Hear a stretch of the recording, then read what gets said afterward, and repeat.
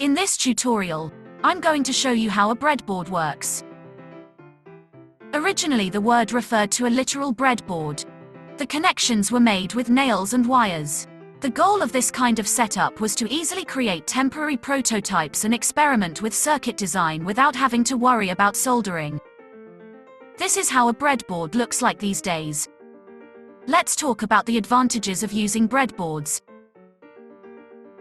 You can join one or more breadboards to form a bigger breadboard.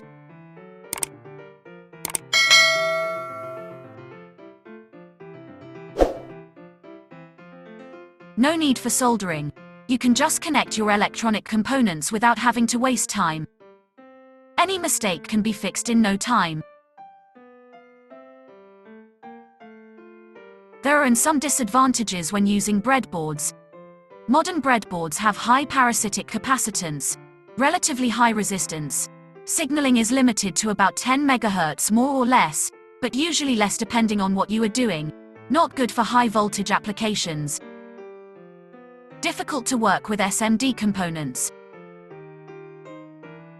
Most of the time it will take more space than the final result. Now let's see how a breadboard is working. This ravine is for dip ICs. So let's try to add a dip.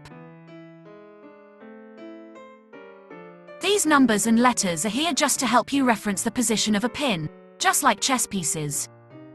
These are power rails. These color lines are just a convention. It's up to you if you want to follow the color conventions. Lines from the left side are not connected to the right side. These are the terminal strips. Terminal strips help you to easily place electronic components. The lines show you how terminal strips are connected.